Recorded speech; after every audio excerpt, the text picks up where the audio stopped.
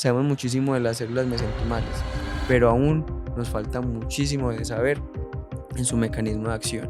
Tú dices muy bien, no sirve para todo. Esto no Ujú. es una panacea, no te va a servir para todo y el que te diga que te sirve para todo probablemente no te está vendiendo medicina regenerativa. Tal Te cual. está vendiendo humo. La medicina no es de resultados. La medicina es de procesos. Ese término está prostituido, la verdad. Usted ya encuentra La célula shampoos madre, con sí. células madre. A usted le hablan de células madre en todas partes y no necesariamente son así. Si tú estás viviendo en un ambiente tóxico, pues tú no vas a crecer. Y eso Exacto. pasa lo mismo con las células.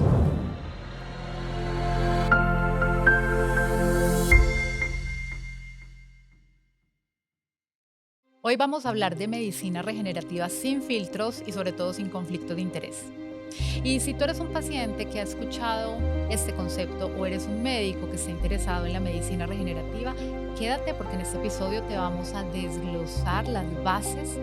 Realmente vamos a decir qué es real y qué es mito y qué cosas son importantes cuando queremos acceder a una de estas terapias o cuando queremos ser un profesional que las quiere prestar. Para eso hoy tengo un invitado genial, Juan Camilo Martínez, que es un médico epidemiólogo que lleva más de 10 años trabajando en el universo de la medicina regenerativa, más desde su papel como epidemiólogo y la dirección de un biobanco, pero con un complemento adicional y es su conocimiento de lo que funciona y no funciona en el mundo clínico. Juan Camilo, bienvenido, gracias por estar hoy acá. Gracias, Juli, por invitarme el día de hoy. Estoy muy orgulloso de estar acá contigo. Y yo feliz, honradísima. Y Gracias. para comenzar, quiero que dejemos la base del episodio. ¿Qué es la medicina regenerativa? ¿Cómo lo podemos explicar tanto para médicos como para no médicos? Juli, esa es una pregunta un poco compleja, porque en verdad cuando vamos a las bases siempre es como lo más difícil de definir. Empezamos hablando que los tejidos se lesionan por X o Y motivo, sea por un trauma que es la incidencia de una energía externa, sea por una enfermedad que implica un proceso dentro del propio paciente por X o Y motivo. Y lo que siempre va a llevar es a un daño de los tejidos. Esos tejidos están compuestos en el cuerpo humano por células y por proteínas y otros componentes que llamamos matriz extracelular. Cuando esos tejidos se lesionan, pueden deteriorarse y afectarse anatómicamente, histológicamente y fisiológicamente. ¿Qué significa eso? Ya no se van a ver igual. Cuando los vamos a ver al microscopio, tienen una conformación diferente y en últimas, el tejido no actúa de la misma forma.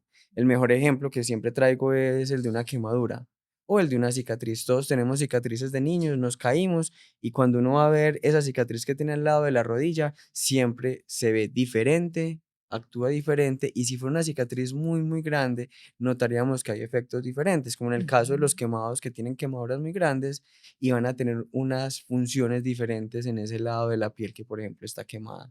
Entonces, los tejidos se van a lesionar de esta forma. Lo que buscamos con la medicina regenerativa, el fin de esta medicina regenerativa es utilizar diferentes enfoques y estrategias con los cuales podamos modular el ambiente de ese tejido que se lesiona con diferentes factores que más tarde vamos a entrar a hablar de ellos para que el tejido que finalice sea lo más parecido anatómica y fisiológicamente al tejido nativo.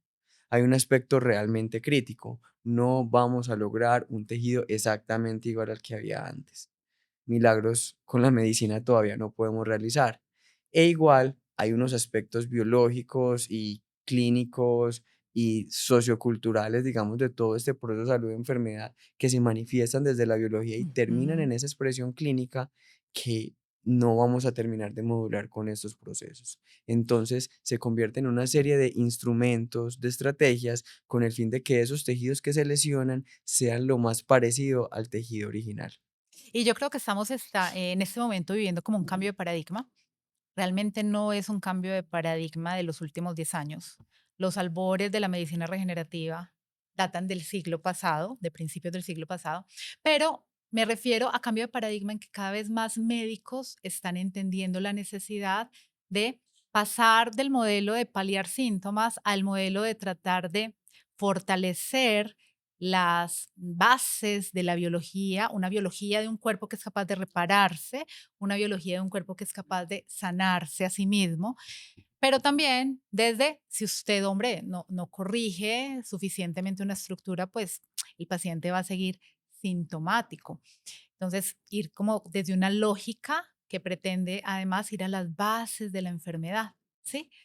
De hecho, Julio, eso me gusta mucho porque se ha empezado a hablar muy fuerte de la medicina regenerativa en los últimos 10 años. Ujú, Y de hecho, cuando empecé mi carrera, yo me acuerdo que estaban hablando de que ya se estaban empezando a idear organoides en laboratorio. ujú. Por ejemplo, tú tienes una enfermedad renal terminal, tienes que ir a diálisis y en vez de esperar en una lista de espera un montón de tiempo para que tengas un riñón compatible, te podríamos tomar una muestra de tus células y en 3 4 meses llamarte para decirte, ya está listo su riñón hecho en laboratorio, te lo vamos a aplicar. Vamos hacia Ujú, allá. Hubo muchos estudios hace 10 15 años con estos temas, pero como tú dices, la base de esto viene desde mucho antes, ujú. desde principios del siglo pasado, cuando empezábamos a experimentar en cirugía con utilizar tendones, con utilizar válvulas cardíacas, con utilizar biomateriales, materiales hechos de los mismos componentes del que está hecho el ser humano para poder corregir y tratar enfermedades. Y de hecho es uno de los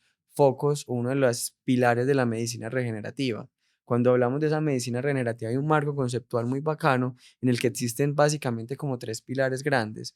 Uno es el biomateriales o andamios que utilizamos comúnmente en cirugía, por ejemplo las mallas de colágeno que utilizamos en cirugía general, los sustitutos o injertos óseos que utilizamos en ortopedia, otros materiales que utilizamos en ortopedia como tendones y otros, que pueden ser de origen humano o de origen animal o de origen sintético. Ahí estamos hablando de autoinjertos míos para mí, aloinjertos de otra persona para mí, Ujú. senoinjertos de otra especie como porcinos, bovinos, caprinos para mí, que los utilizamos clásicamente en cirugía.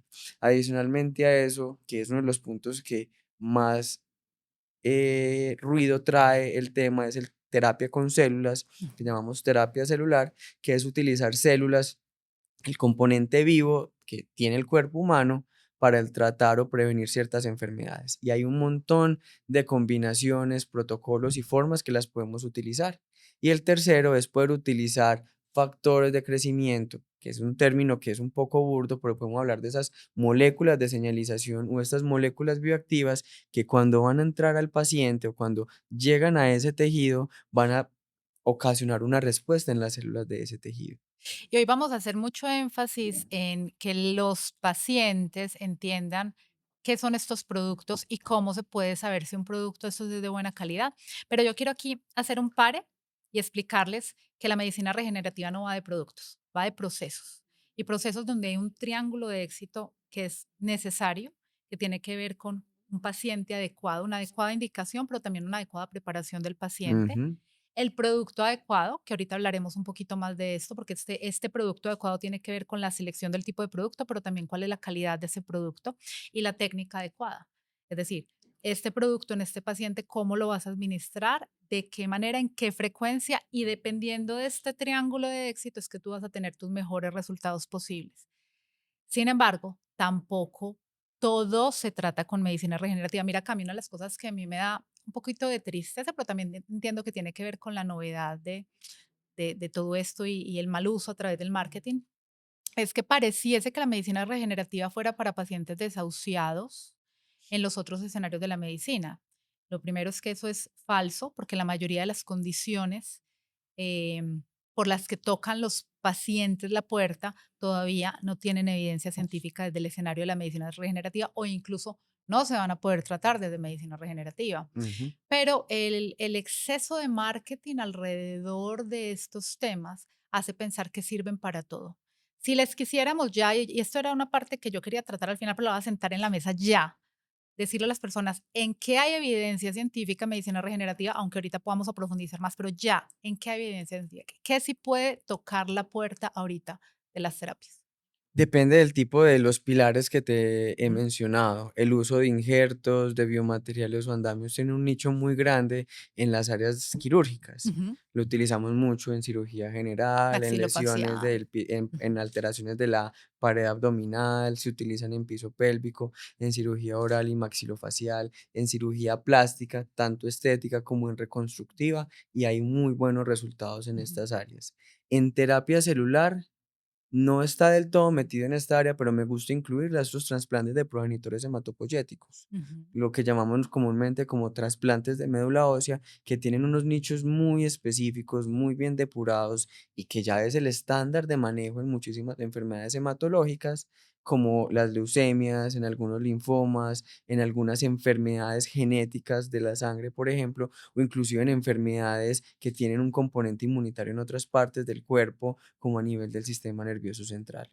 Las otras terapias, por ejemplo, terapia con células mesenquimales, que es uno de los focos que siempre preguntan, hay evidencia cada vez más grande en trastornos del aparato osteomuscular, ujú. en lugares específicos donde hay una serie de patologías que podemos nombrar degenerativas o nombradas pues como por sobreuso.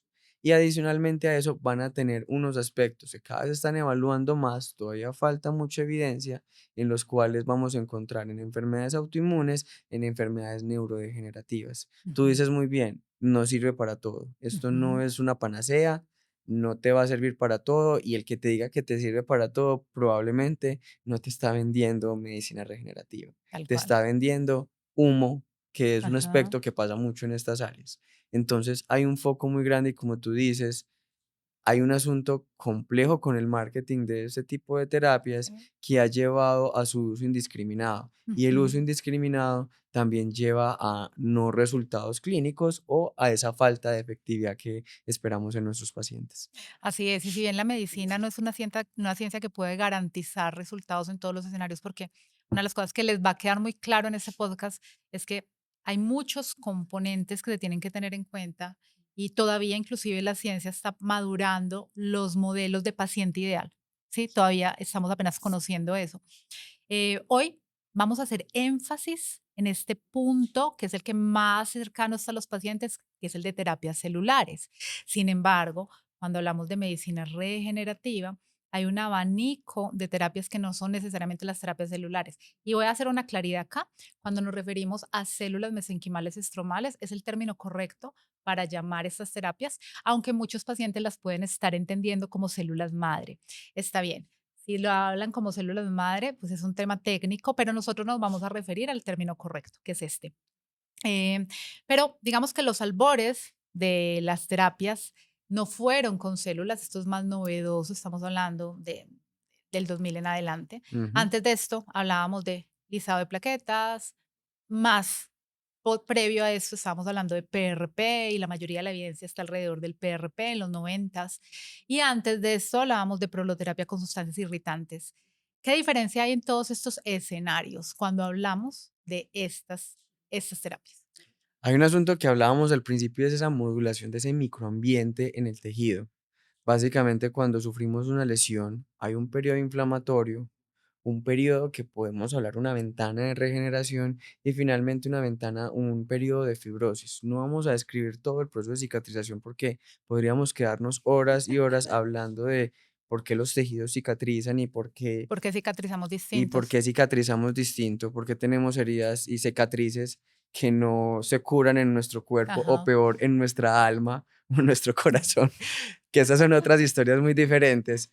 Pero ¿sabes qué pasa? Estos han sido como parte de los auxiliares, y de hecho yo los hablaba al principio como factores de crecimiento, moléculas bioactivas. Ujú, Tienen un potencial importante, pero un potencial que también es limitado. ujú, Y esto es supremamente importante para tenerlo presente, porque si bien son muy útiles, tienen una potencialidad y una efectividad que llega hasta ciertos niveles, y que después de esto pueden requerirse otro tipo de terapias. Y nuevamente, como tú lo decías, son específicos para un nicho específico de pacientes, mientras que la terapia con células es para otro tipo de pacientes, y a su vez los biomateriales o andamios para otros pacientes.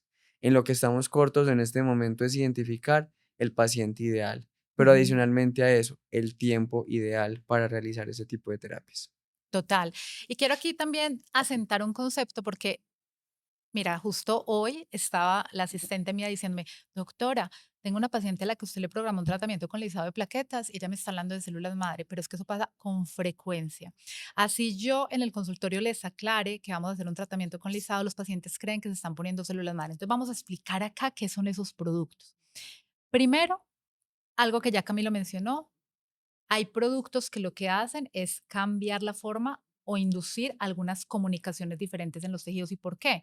Porque cuando estamos buscando que un tejido se repare de manera natural o incentivando una reparación que fue incompleta, una de las técnicas antiguas era inflame un poquito ese tejido, vuélvalo a inflamar para que esa inflamación, que básicamente son unas moléculas que se liberan entre las células, llame a células madre o llame a otros productores e intentemos que se vuelva a llenar el defecto. Esos eran los albores, la proloterapia. Poníamos todavía, yo hago proloterapia de esa manera porque es la más barata y funciona. Llame, ponga una sustancia que inflame, llámese destrozo hipertónica, que es la que persistió en el tiempo, y esto hará que el tejido trate de volverse a fortalecer. Pero como tú lo dices, tiene una limitación. Y cuando miramos los resultados de los trabajos de proloterapia, inclusive de PRP, nos quedamos en un punto en donde podemos decir sí, los tendones vuelven a tener cierta tensegridad, la estructura es más firme, el paciente mejora calidad de vida y mejora dolor, eso está claro, y por eso el nivel de evidencia en tendinopatías para estos tratamientos es un nivel de evidencia que a mí me parece bueno para lo poquito que llevamos estudiando, lo que es un nivel de evidencia B para la mayoría de las condiciones Ujú. osteoarticulares. Aquí me estoy refiriendo al sistema osteoarticular o muscular, que es lo que yo trato. Vinieron sustancias más potentes, es decir, que liberan más de estos comunicadores PRP lisado, pero cuando hablamos de posible regeneración, definitivamente el escenario son células, la terapia celular. No podemos Sí. decir que estas terapias lo hacen, aunque sí son muy buenas, y específicamente estoy hablando del PRP lisado, para modular la inflamación. Que una inflamación desproporcionada se come tu cartílago, se come el proceso que tú querías reparar, pues termina yéndose para el otro lado y termina siendo dañino. Entonces, espero que les haya quedado claro.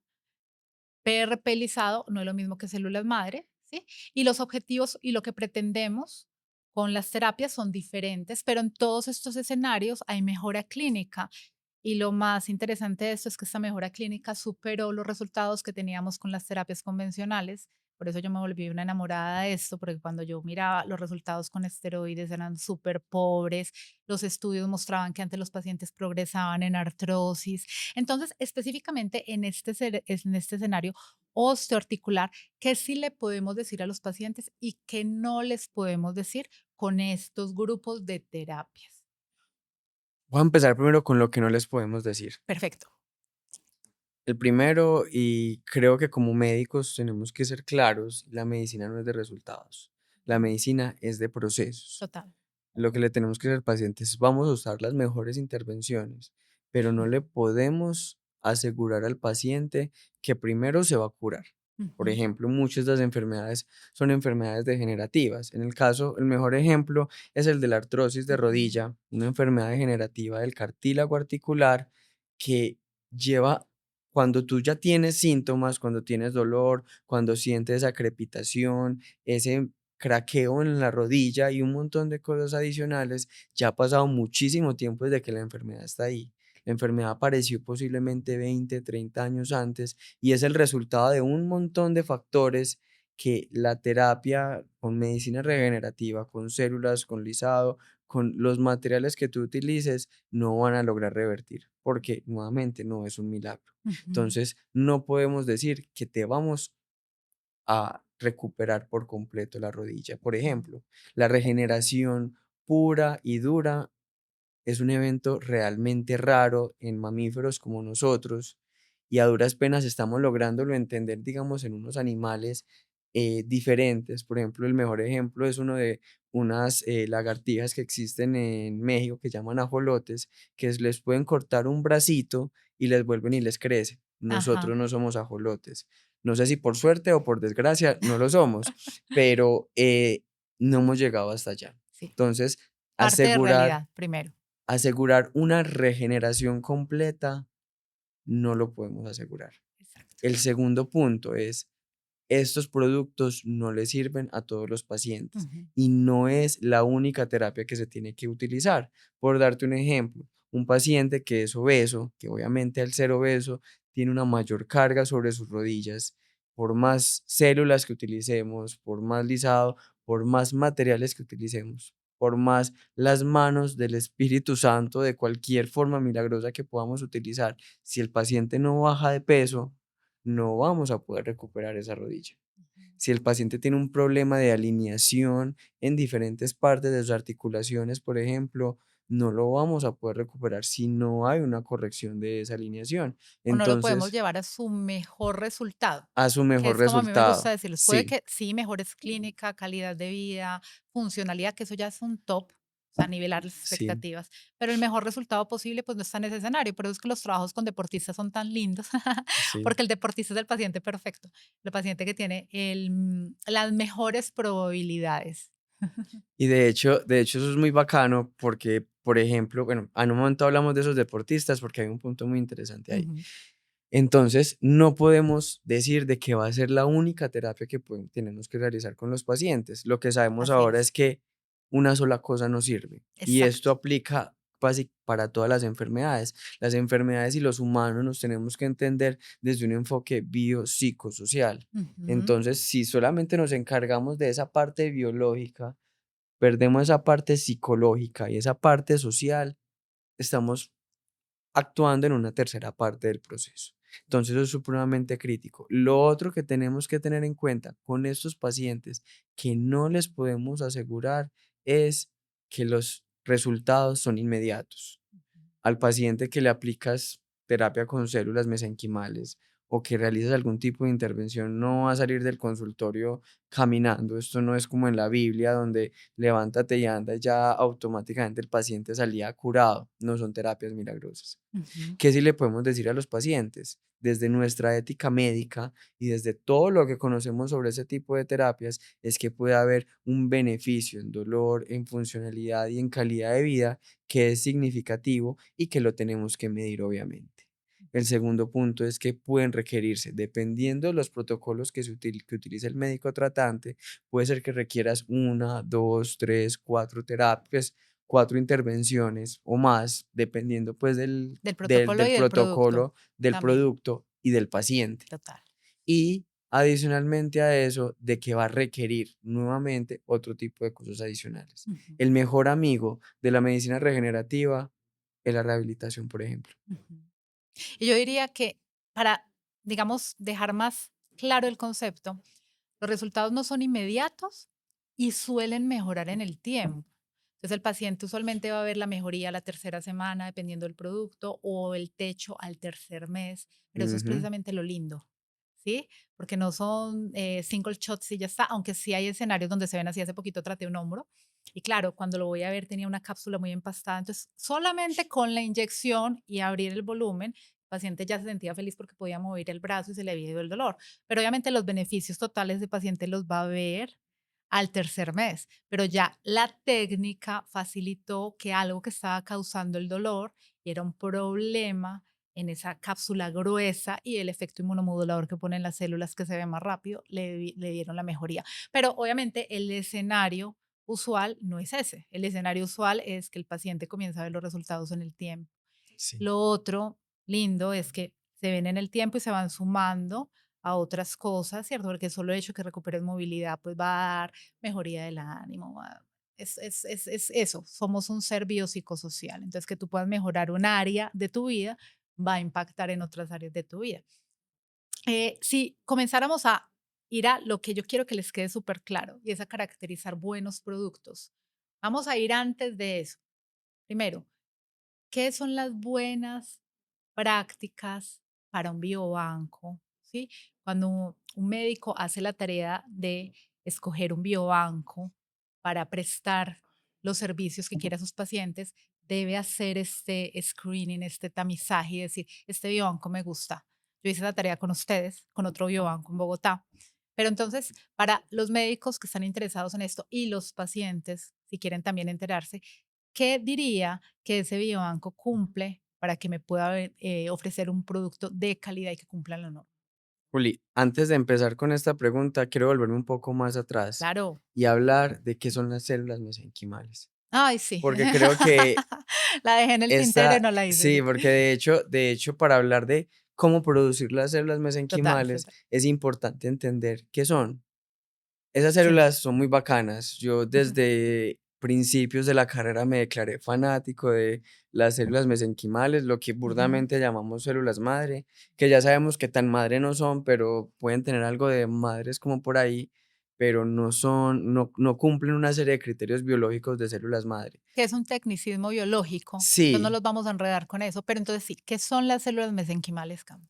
pero hay un punto ahí, es que ese término está prostituido, la verdad. Usted ya encuentra La célula shampoos madre, con sí. células madre, a usted le hablan de células madre en todas partes y no necesariamente son así.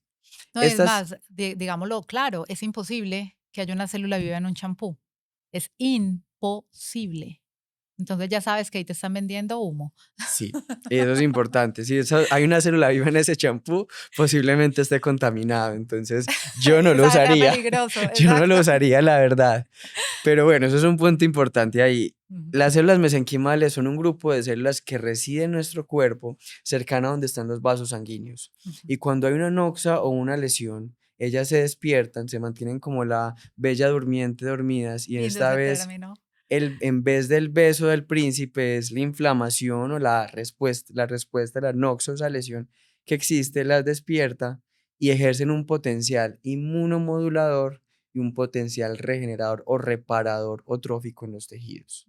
Y esto ocurre de varias formas. Básicamente se encuentran dormidas, se levantan y se diferencian en una célula mesenquimal y dependiendo de ese microambiente en el tejido, que puede ser mucha inflamación o baja inflamación, van a poder ejercer diferentes factores como modulación de la respuesta inmunitaria. ¿Qué es esa respuesta inmunitaria? Es la respuesta de defensa del organismo. Tú lo dijiste al principio, la inflamación, una parte de inflamación es importante, pero cuando es mucho más allá, cuando es mucho más grande o cuando se cronifica, ya pasa de ser buena inflamación a ser, digamos, una mala inflamación. Y lo que van a hacer es modular una serie de respuestas sobre diferentes células de esta respuesta inflamatoria, como los macrófagos, como linfocitos, células T reguladoras y otras células que hacen parte de este proceso para bajar un poco esa respuesta inflamatoria. Ujú. A mí me gusta decir de que son como la bella durmiente que se levanta, pero saca el ESMAD de la casa, porque uno con el ESMAD o la policía en la casa Ajá. no puede ponerse a arreglar la casa. Y esta bella durmiente tiene un carácter de arquitecta. Sí, a mí me encanta decir que son como directores de orquesta, Perfecto.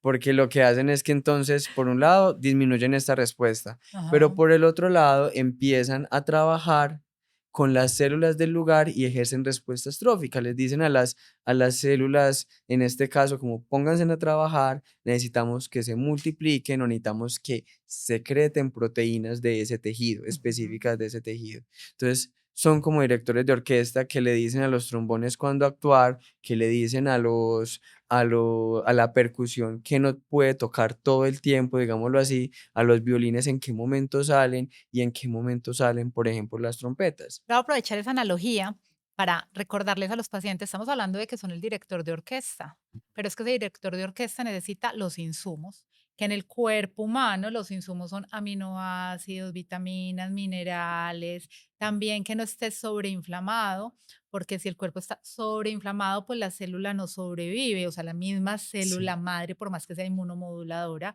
si llega a un ambiente muy tóxico, pues imagínate una semilla que puede ser maravillosa y la mejor semilla del mundo, pero la tiras en una cosa árida y eso no crece, ¿cierto? Tal cual. Entonces, de ahí el concepto de que se necesita un ambiente que también sea favorecedor del proceso. Y eso es súper importante, porque muchos estudios, están empezando apenas a salir muchos de esos estudios sobre cómo preparar a los pacientes. Y lo que tú Ujú. dices es cierto, o sea, necesitamos pacientes adecuadamente preparados para este tipo de terapias. No es que, voy a dar un ejemplo muy brusco y qué pena la analogía es que acabe de tener un accidente de tránsito súper complejo, mañana me van a poner células. Y no, además no tampoco va es a el ser útil. escenario, No porque es el escenario, exacto, pero digamos que va a haber una respuesta inflamatoria tan sí, grande, un ambiente tan tóxico como tú dices, que es como uno, o sea, si tú estás viviendo en un ambiente tóxico, pues tú no vas a crecer. Y eso exacto. pasa lo mismo con las células. Pero yo te voy a poner uno que es más común y que tampoco es el escenario ideal. Sí. El paciente que llega a Medellín, porque Medellín es una, digamos, una ciudad muy atractiva para estas terapias, porque por muchas condiciones que les vamos a hablar a continuación, que llega, se baja de un avión y va a comprar esto como si fuera a comprarse un champú. Ujú. Venga, quiero que me ponga células madre venosas como antienvejecimiento. Y van y se las aplican y ya está. Ahorita también vamos a hablar de los riesgos de esto, ¿sí?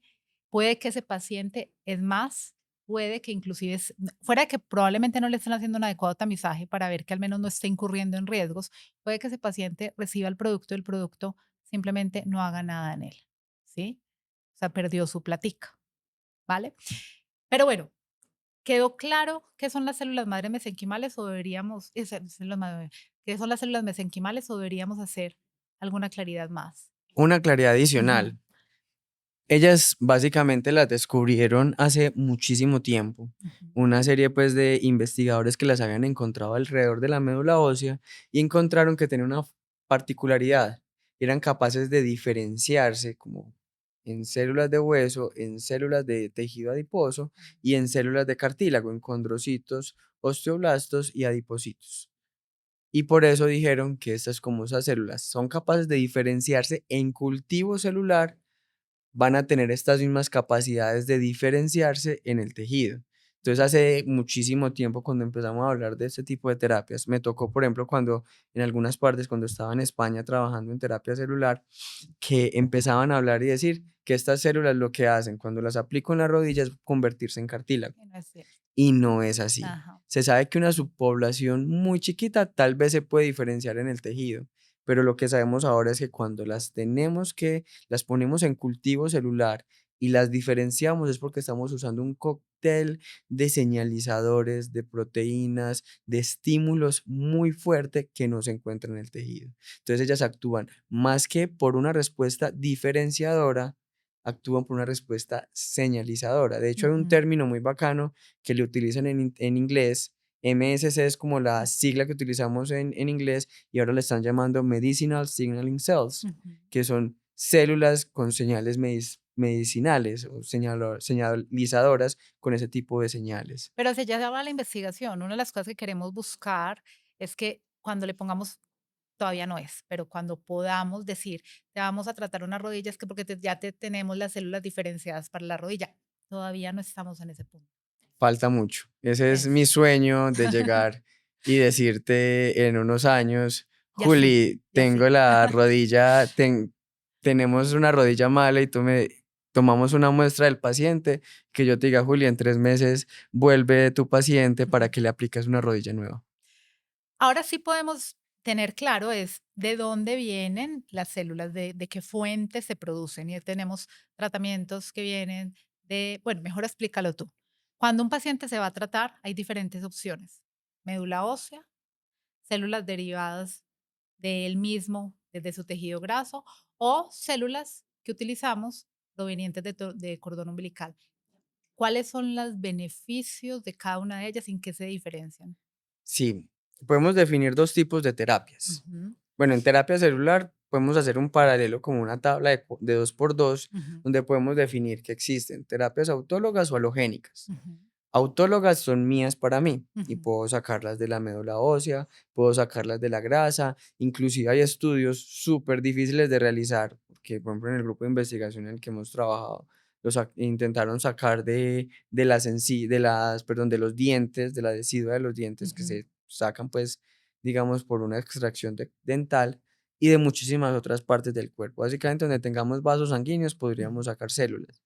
Que sean difíciles, complejas, es otra historia, pero las formas, las más comunes son médula ósea con la que empezamos todos, que es un proceso muy mórbido, y con grasa que por suerte todos tenemos. ujú, Y la otra es halogénica, que es de un tercero, que puede ser grasa, médula ósea de un tercero, o como tú lo dices, de cordón umbilical o de otras estructuras que son extraembrionarias o extrafetales como el parte, digamos, de ese líquido amniótico o de esa membrana, pues, que mantienen, digamos, a los bebés del corion o de la desi de la del corios o del amnios, y obviamente del cordón umbilical de una parte específica de la El gelatina de Marton Wharton. Gel.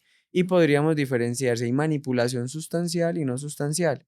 Sustancial es que yo cambio las características de eso, y básicamente es cualquier cosa que llevemos más allá de concentración como cultivo. Y lo que es no sustancial es básicamente llevar hasta máximo concentración, que son unas formas que podemos utilizar. De hecho, todos en la terapia con ese tipo de células empezó con mononucleares de médula ósea que concentrábamos y que veíamos que servían para regenerar vasos sanguíneos en los ujú, pies. ujú, Siguió avanzando y siguió avanzando, entonces existen muchos orígenes. Los plus que tenemos con las células propias es que son propias. ujú. Y que si bien pueden tener pues son más viejas, pues no es lo O sea, mismo tienen la edad de ese de ser uno. humano que si tiene 60 años, ¿qué puede pasar en ese Son, escenario? son células de 60 años, Claro. pero esas células de 60 años han estado quiescentes una buena parte Ujú. de la vida. O sea, no es lo mismo una célula que está trabajando 24/7 por 60 años A una a célula una que célula que tienes está ahí. dormida, como Ajá, la bella durmiente, exacto. que asumo pues que digamos la bella durmiente no tenía tantas arrugas como su Ujú, contraparte de pues la bella no durmiente en este caso. Entonces, pueden, si bien son un poco más viejas, van a tener un potencial importante. Hay estudios y todavía falta como comparaciones directas entre los diferentes orígenes, pero estudios con evaluaciones indirectas han mostrado de que tal vez el dolor y la inflamación puede ser menor con este tipo de células y ujú, a su vez la funcionalidad puede aparecer de forma, pues la mejoría en la funcionalidad puede ser de forma más temprana. ujú, Las células halogénicas derivadas de cordón tienen un beneficio muy grande, es que cuando las tomamos pues de cordón obviamente son de ujú, recién nacidos que llevan 0 días de vida, entonces son células que no han sufrido todo ese proceso de senescencia, acortamiento de telómeros, una serie de procesos biológicos que pasan normalmente en el cuerpo humano y que hacen de que puedan crecer mucho más fácil y que puedan tener algunas diferencias específicas cuando las cultivamos en forma, pues en cultivos celulares, más que todo relacionadas con el perfil de secreción que vamos a tener. ujú, Y adicionalmente a eso son fáciles de obtener. Contras que tenemos, obviamente estamos utilizando materiales que son diferentes al cuerpo y que si bien estas células son negativas para unos proteínas en la membrana celular que se llaman antígenos de histocompatibilidad de clase 2, entonces nos permite utilizar células, digamos, de forma indiscriminada, podrían tener otros aspectos pues, que pueden ser diferenciales y además puede haber un riesgo de contaminación que si bien nosotros los tenemos controlados de acuerdo pues a una serie de pruebas que se realizan al donante, pruebas que se realizan al cordón, pueden existir. Los riesgos se minimizan, pero nunca se eliminan. ujú. Como clínicos, ¿por qué decidimos uno u otro? Digamos que yo considero que cada una de esas fuentes tienen escenarios valiosos y son útiles. Por ejemplo, cuando hablamos de médula ósea, la desventaja es que no podemos garantizar que en el aspirado que tomemos tengamos suficiente cantidad y que casi que tendríamos que tener ahí al lado el hematólogo para que nos haga conteo y saber qué concentración le estamos poniendo y la verdad en la mayoría de los centros no hay esa disponibilidad. Entonces tenemos que tener fe y creer que estamos aspirando suficientes células y poniéndolo. Pero la ventaja es que viene del propio paciente y que no hay que hacer ningún proceso diferente a la aspiración y colocación. La mayoría de los estudios en ortopedia surgieron de ese modelo. Deportistas, aspiraba médula ósea y resultados buenos. Pero claro, cuando lo comparas uno a uno con otros escenarios, puede que no sea lo mismo la señora de 40 años ni la abuelita de 60 para ese modelo específicamente. Ujú, Cuando hablamos de las células que provienen de tu aspirado, por ejemplo, de tejido graso, estamos hablando de que las tengo que llevar a cultivo y que puede que en esos 2 meses que estén cultivándose no crezcan. Entonces, por ejemplo, para el paciente que tiene algo de urgencia por el resultado o el paciente que viaja al tratamiento, ese modelo implica 2 viajes y por eso van a ver que sobre todo en la población que viaja por los tratamientos, ese no suele ser el modelo que se utilice, aunque siempre se le ofrece al paciente. ¿Sí? Y cuando hablamos de cordón umbilical, estamos hablando de lo que tú mencionaste, que son terapias que ya sabemos que son seguras en general, porque ya tenemos un tiempo suficiente rodándolas y sabiendo que no van a producir, por ejemplo, o en problemas oncológicos, como si sabemos que se producen cuando vienen de tejido embrionario. Ojo, nadie se debería estar poniendo células de productos embrionarios. Ujú. Aprovecho para hacer esa claridad. También sabemos que son útiles y que dan buenos resultados, ¿sí? Pero hay unas cosas que todavía están en materia de investigación y es saber si, por ejemplo, esa genética que proviene de ese otro ser humano que no es el mío, pueda a largo plazo, y sobre todo lo digo porque ahorita hay una tendencia, Cami, de considerar esas terapias anti-aging, y yo soy supremamente honesta, o sea, no sabemos a largo plazo esas personas que están demandando ponerse en células venosas anualmente, si esto se debe recomendar, si primero si es útil, si va a ser seguro, porque estás poniendo una genética que no es tuya en un cuerpo. Hay un estudio en ratones que mostraba que si de ese código que estás poniendo habían genes de Alzheimer, había mayor probabilidad de que los ratones receptores desarrollaran Alzheimer en el tiempo. No sabemos si esto en humanos sea cierto. ¿Tú qué opinas al respecto? Yo voy a hacer una aclaración acá. Tú dijiste al principio que no había, pues es sin conflicto de intereses, Ujú, pero yo sí tengo un conflicto de interés acá importante y es que ujú, yo tengo un sesgo por las células autólogas. ajá. O sea, si no me he puesto y si me fuera a poner, me pondría células mías. Pero yo diría que no es un conflicto de interés, sino una predilección que Sí, está perfecto que lo y hagas.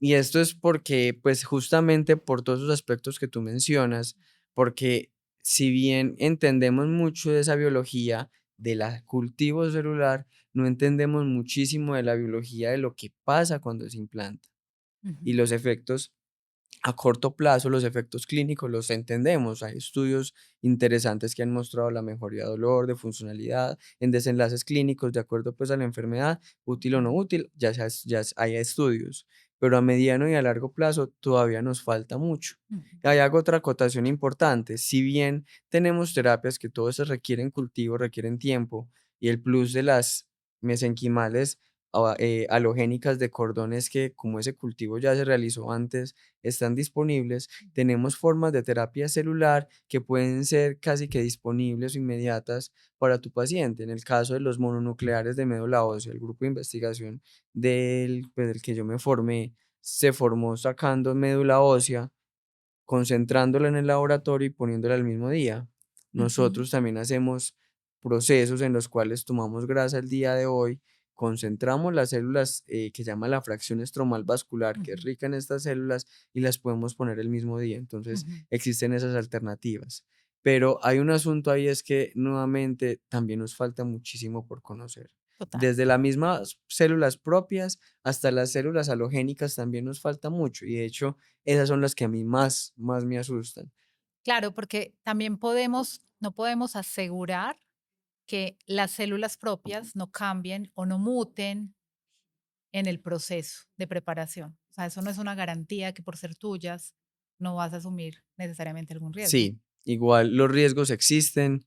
Lo que sí hemos encontrado en diferentes estudios clínicos, hay una revisión sistemática con metaanálisis relativamente viejita donde mostraba que la incidencia de aparición de neoplasias era exactamente igual A al la grupo de población general. control, Ujú, al placebo pues que se utilizaba o a las otras intervenciones. Entonces, no parece que ese sea el caso. ujú, Pero sí, obviamente, pueden haber asuntos que todavía no logramos comprender, que nos falta ujú. todavía muchísimo tiempo para ello. En bioética hablamos de principio de precaución cuando nosotros no conocemos todo el escenario, y esto significaría que específicamente para algunas, digamos, indicaciones donde no hay suficiente evidencia, usted siempre tiene que optar por la opción más conservadora.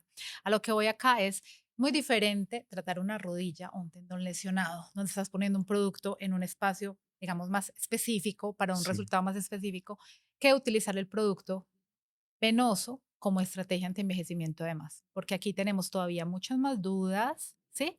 Y probablemente no podemos resolverlo y todavía más si lo que estamos haciendo esta terapia de manera periódica, ¿sí?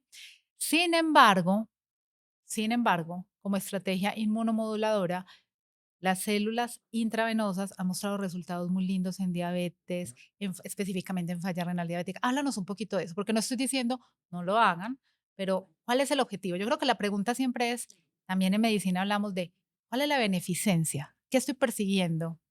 Hablemos un poquito de Sí, eso. ¿cuál es el riesgo, la relación entre el Riesgo riesgo y y el el beneficio. beneficio, que es Ajá, lo que siempre nos inculcan desde el primer semestre de medicina? exacto. Y ahí va un punto, o sea, las podemos utilizar venosas, no estamos diciendo que no, y Ujú, de hecho en ciertas indicaciones, como tú dices, en enfermedad renal relacionada con diabetes, llamada nefropatía diabética, o inclusive en algún grupo de pacientes con nefropatía lúpica, que es una enfermedad autoinmune que puede afectar los riñones, hay resultados interesantes. Y eso tiene varios motivos, porque por un lado pueden modular ese ambiente proinflamatorio que existe a nivel local, y cuando las usamos a nivel sistémico por vía venosa, pueden modular en otros lugares también esa respuesta inflamatoria y disminuir, digamos, esa carga de inflamación general. Y adicionalmente a eso, como secretan en otra serie de factores regeneradores tróficos o lo que llamamos angiogénicos, pueden modificar o ujú, modular ese microambiente a nivel renal, por ejemplo. Hay ujú. estudios muy bacanos, todavía falta pues muchísima más investigación, pero hay estudios muy bacanos que han mostrado mejoría en desenlaces, como en escalas en el caso de nefropatía, en escalas de lupus, por ejemplo, unas disminuciones importantes en esa carga inflamatoria que se miden pues por una serie de marcadores o de métricas que se utilizan en reumatología.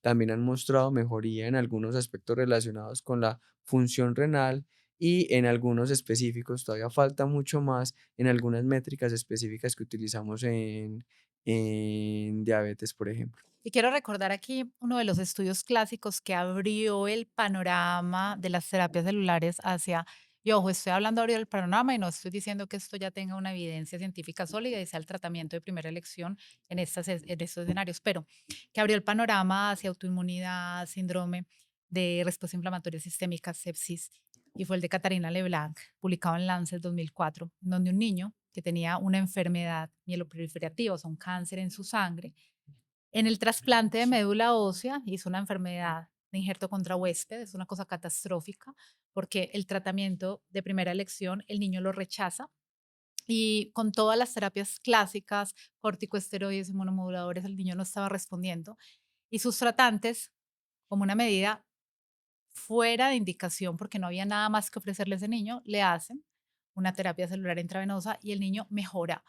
Esto fue lo que dijo, mira, esto que era teórico es cierto, son inmunomoduladoras. Obviamente esa terapia no fue hecha con las células del niño porque pues estaba precisamente él atacando el injerto y atacándose al mismo, entonces no.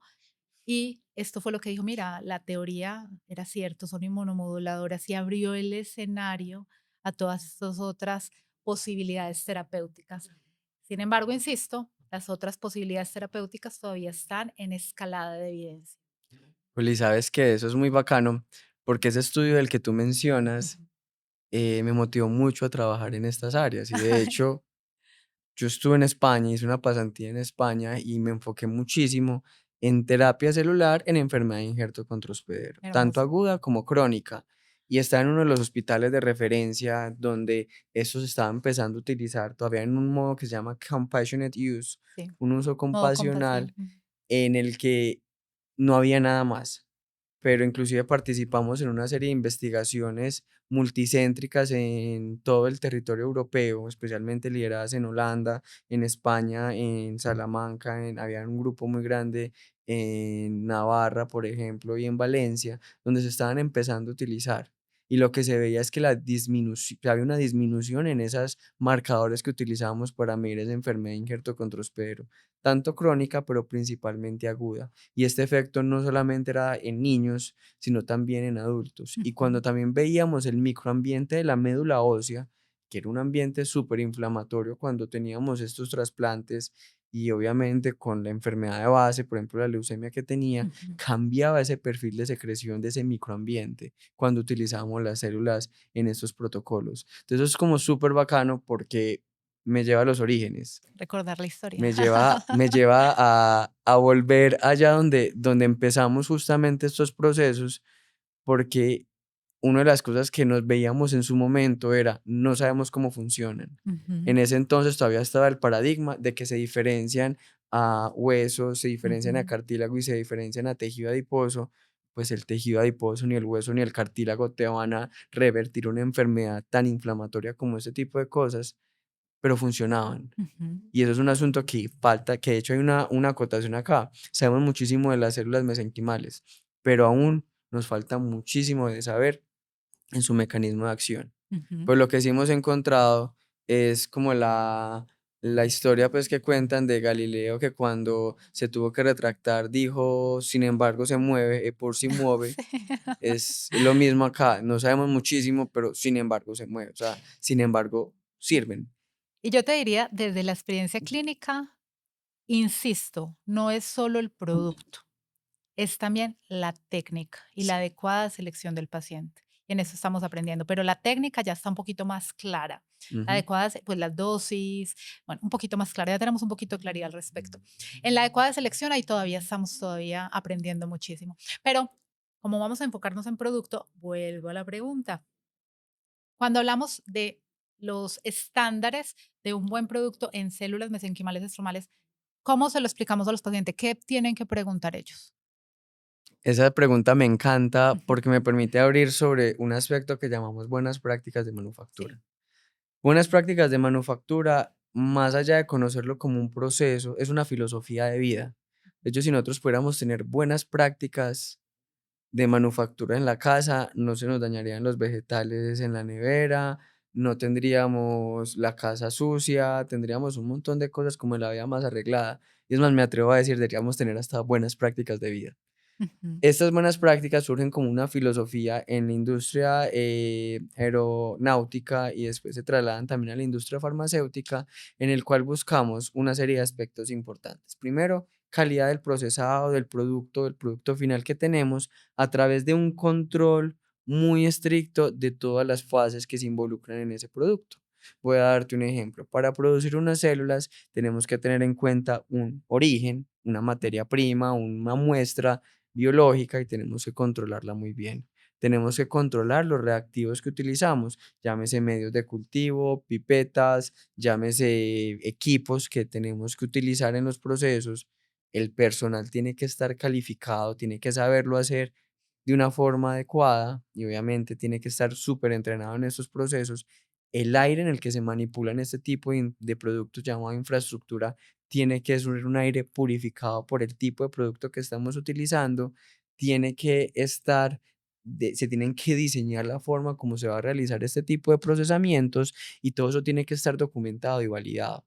Entonces, es como ser controladores sin tener que llegar pues a un modo tóxico, sino asegurar la trazabilidad del producto, que si tú pones unas células a tu paciente, podamos llegar al material que se utilizó, a los reactivos, a los profesionales, a los equipos, a los métodos de control de calidad que utilizamos para evaluar el proceso, a las Y yo voy certificaciones. a dar aquí una realidad, y es que precisamente eso es lo que hace que sean costosas.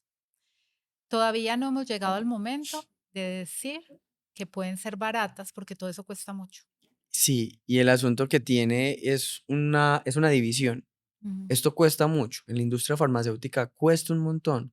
La diferencia es que en la industria farmacéutica un lote de acetaminofén no es una pastilla, Sí, no es 20 pastillas, son miles y millones de pastillas. Entonces, cuando tú divides un numerador que es alto entre un denominador que es muy grande, obviamente el costo baja.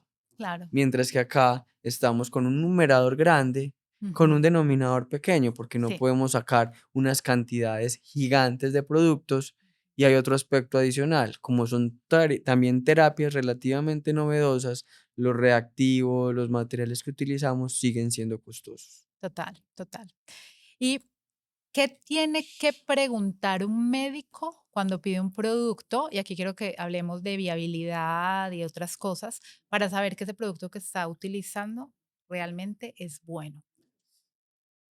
Yo creo que no es preguntar, Verificar. yo creo que es Sí. verificar y documentar. De Ujú. hecho, una cosa que yo siempre le digo a los médicos cuando van a usar estas terapias, sea de cualquier laboratorio en Colombia o en cualquier parte del mundo, es verifique.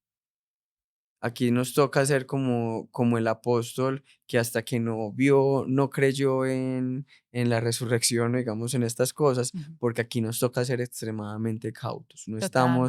No estamos lidiando con juguetes, estamos lidiando con personas. Y en Ujú. ese orden de ideas tenemos que verificar una serie de aspectos. Dentro de ellos, asegurar una documentación. ¿De qué en la documentación? Vamos a asegurar que te venga con certificaciones documentadas, con métodos analíticos, que podamos asegurar una serie de puntos. Y estos puntos son pruebas al donante. Ujú.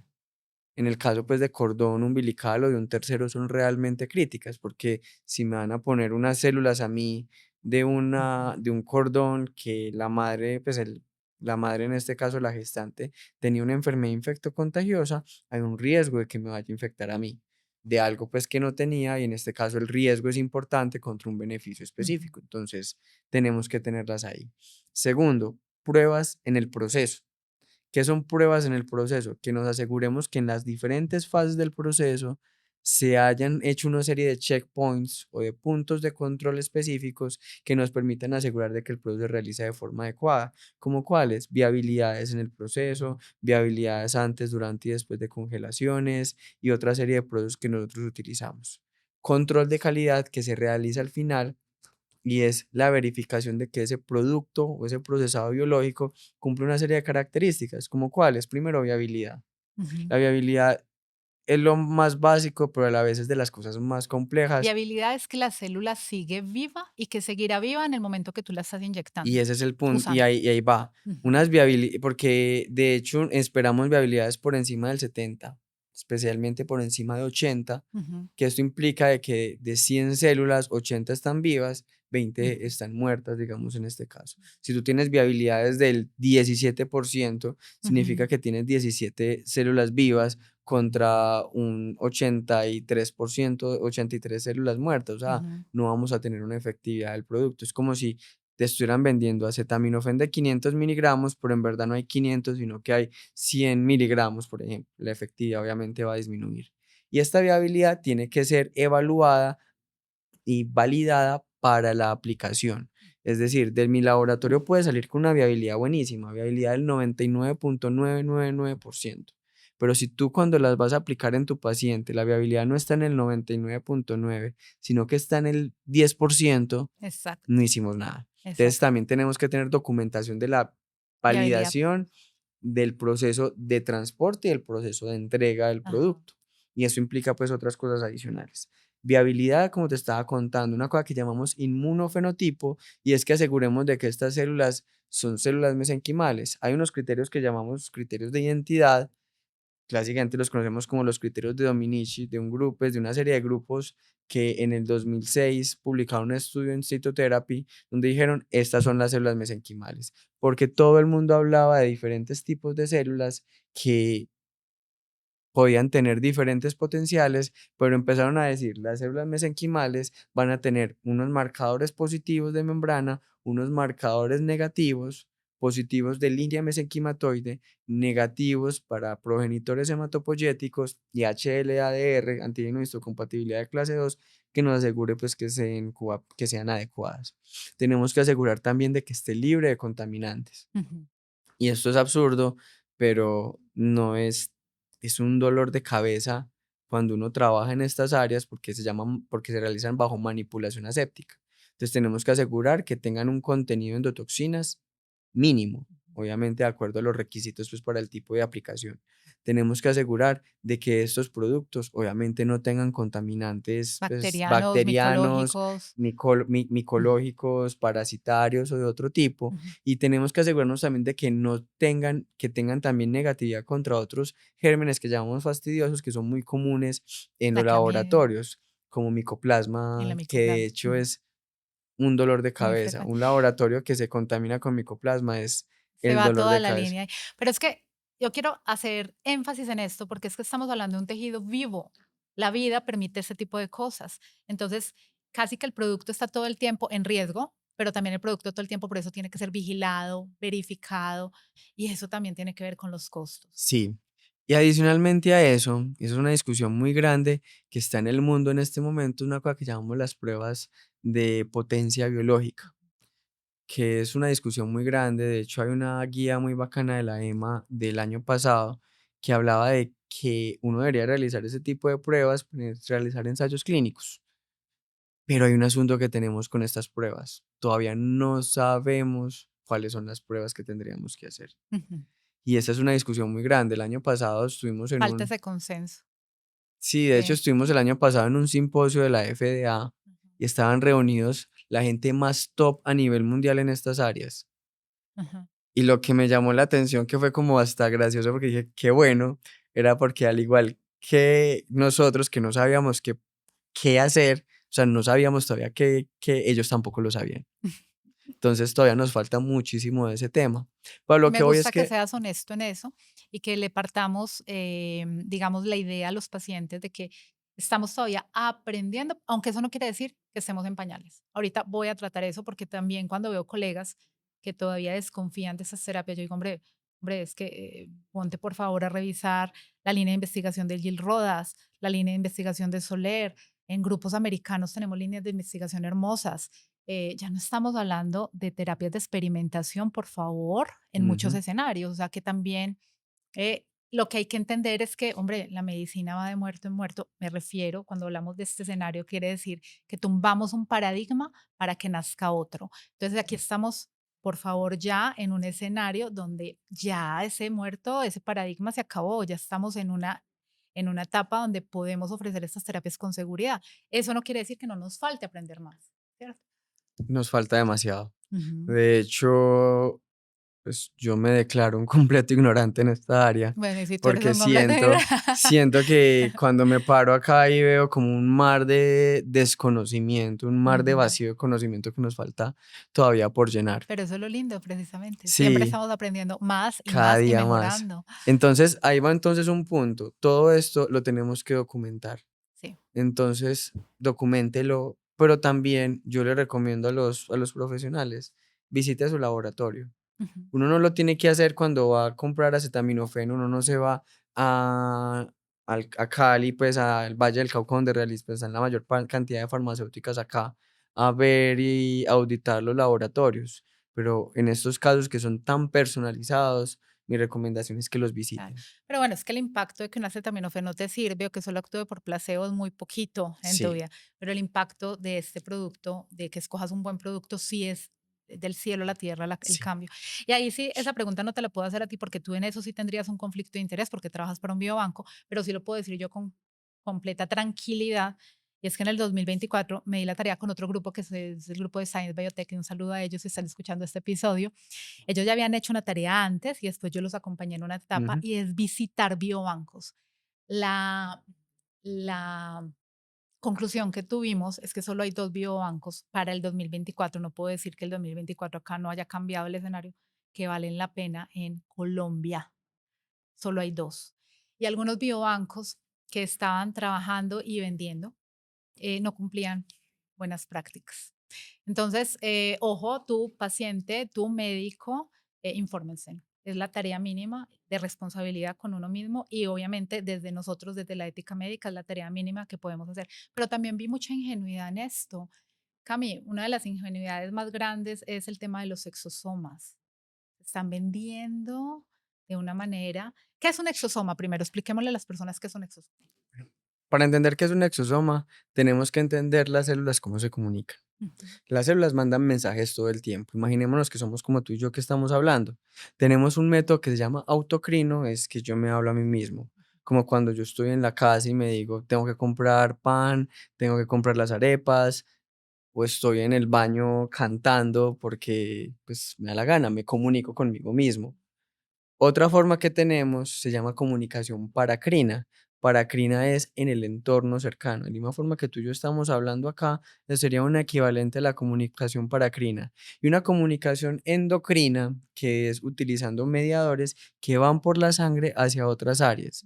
El mejor equivalente sería nosotros tú y yo hablando y un tercero, pues la gente que está escuchando este podcast, va a escuchar y va a entender estas señales. o sea, imagínense que nuestras palabras se convierten en unos cuerpos, en unas vesículas, en unas bolitas y ustedes las reciben. Sí, se vuelve un mensaje. Y Exacto. justamente los exosomas son un mecanismo de comunicación paracrina de diferentes células. Básicamente casi todas las células, podemos decir que todas las células producen Ujú. exosomas y los exosomas son como una carta, Unas vesículas unas llenas de información. vesículas llenas de información. Una carta es un sobre que Ujú. por dentro Lleno de info. tiene un papel con una información específica. Entonces Ujú, son los exosomas. Los exosomas son unas vesículas que por dentro tienen un contenido. ujú, ¿Cuál es el asunto que tenemos con los exosomas? Y aquí va otro aspecto crítico. Los exosomas también están prostituidos. Usted escucha exosomas en todas partes. Creo que ya deben haber hasta exosomas para dormir, exosomas en industria cosmética. Y obviamente el tipo de exosomas va a depender, pues o la forma de los exosomas va a depender de quién los origina, por un lado, ujú, y del contenido que está por dentro. ujú, No es lo mismo un exosoma vegetal, que de hecho los utilizan en la industria cosmética, ujú.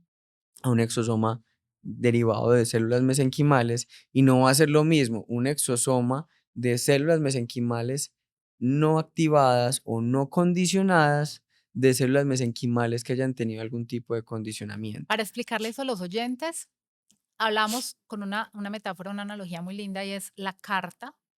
Y la carta no es lo importante, sino el mensaje. Sí, Entonces esa vesícula puede decir cualquier cosa, o puede decir nada, o puede decir algo que no le importe al tejido que le estás poniendo. O sea, yo que soy cartílago, ¿de qué me sirve un mensaje que serviría para el hepatocito, para el hígado? Entonces ahí está lo crítico. ¿Qué tan madura está hoy la industria para decir que produce exosomas que realmente sirvan? justamente en ese mismo simposio nos dimos cuenta que nos falta muchísimo. Ujú. Y aquí va entonces un punto. Esa carta, y hago otra analogía ahí, puedo tener exosomas vegetales, pero es como si me escribieran una carta en chino. Sí, No no lo va a voy a entender. entender nada de nada porque no entiendo ni un solo carácter de chino.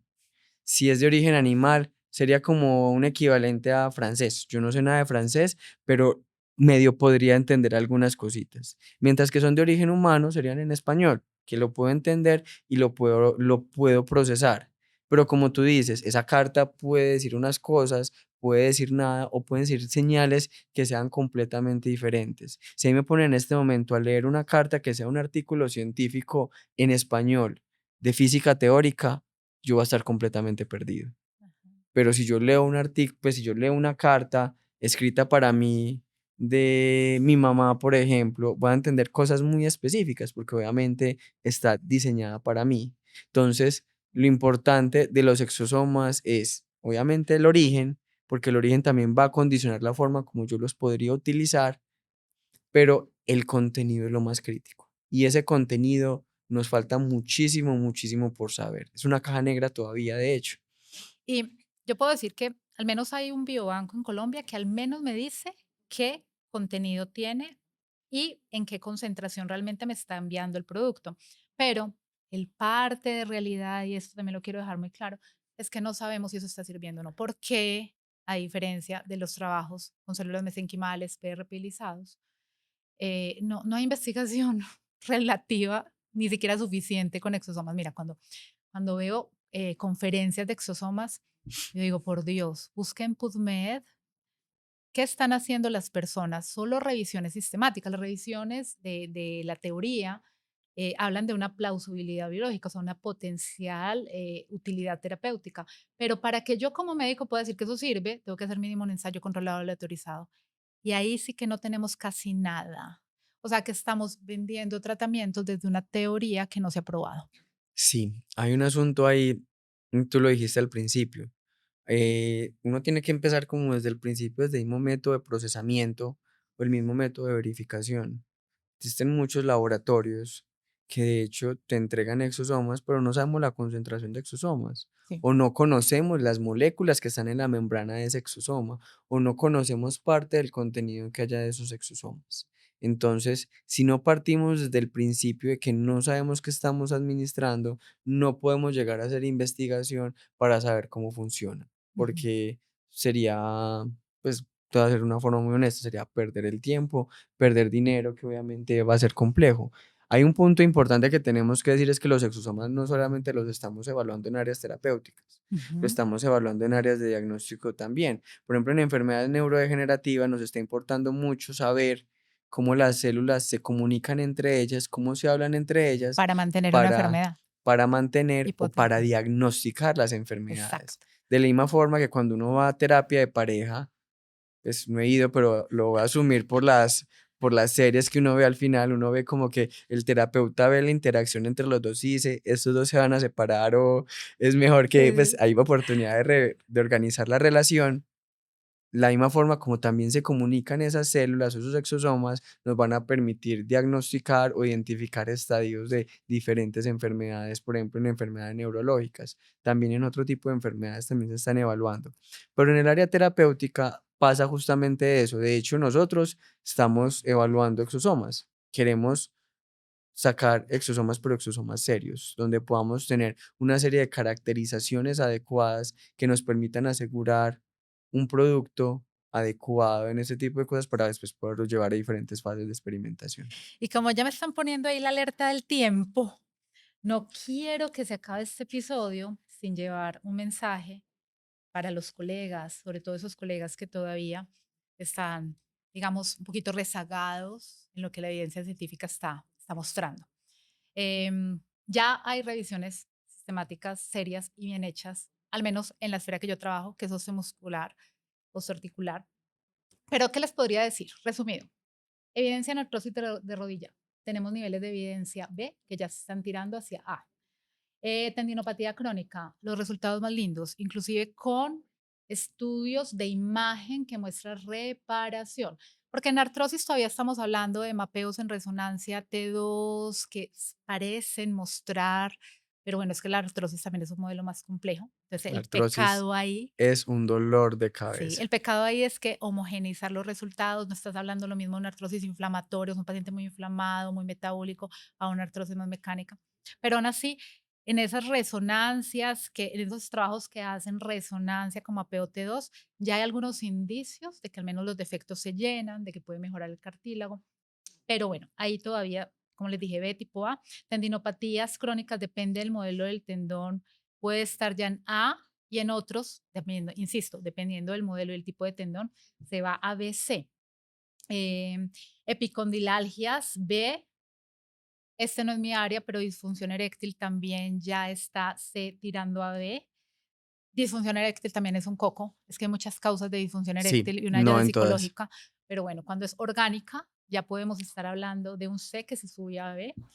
Medicina estética, alopecia, específicamente alopecia androgenética, Ujú. y medicina estética en cuanto a rejuvenecimiento facial, estamos hablando de un B, y pronto ustedes tienen un diplomado donde he sido invitada como docente que va a hablar de esto, cuéntanos un Sí, poquito. de hecho, Juli, en asocio con la Asociación Colombiana, la Asociación Científica Colombiana de Medicina Estética, vamos a lanzar un diplomado en medicina regenerativa. Ujú, Hay un asunto que tú dijiste hace un rato, todavía nos falta mucho por conocer y parte de que no se utilicen estas terapias de forma adecuada es falta de conocimiento. total. Desde la biología hasta el conocimiento de ese tipo de procesados como el brochazo que dimos hoy, hasta la forma de utilizarlos de forma adecuada. Entonces vamos a hacer un diplomado que va a empezar el 5 de mayo de este año y planeamos sacar próximos diplomados posteriormente, donde vamos a ir desde las bases, desde lo más básico es que es medicina regenerativa, Ujú. hasta lo más complejo en cómo vamos a seguir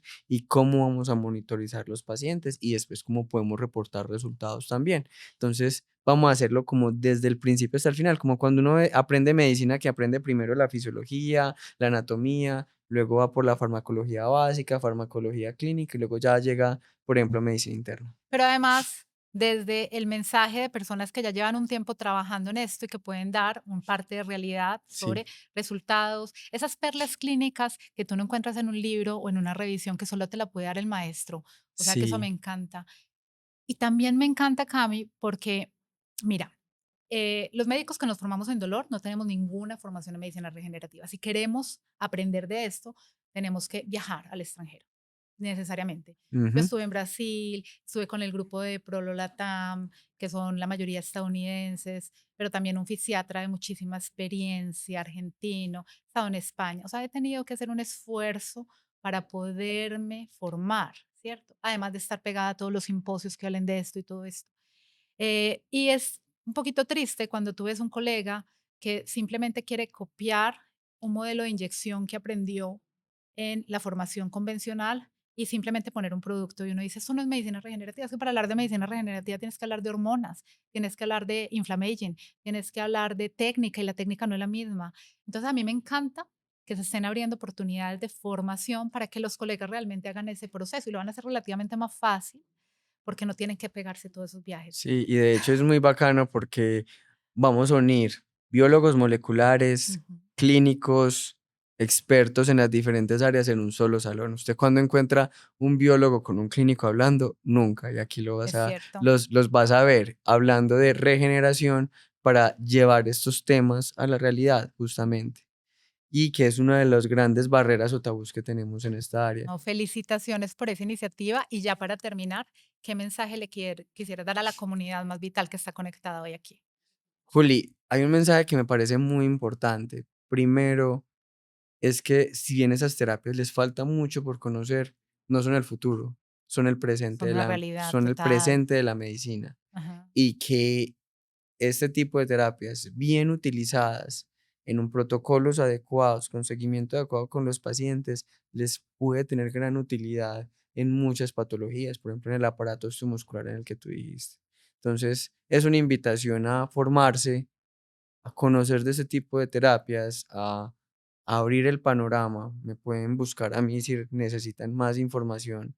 Mi trabajo y lo que más me gusta a mí es explicar en términos más castizos toda la biología que hay detrás y de cómo podemos llevar esta investigación, esto que está en las publicaciones, a cosas que le puedan servir a los pacientes. Entonces, estoy disponible, si te puedo dar los Por números de supuesto, todos contactos. tus datos van a quedar en la descripción del episodio, en la que siempre ponemos en YouTube y también en Spotify.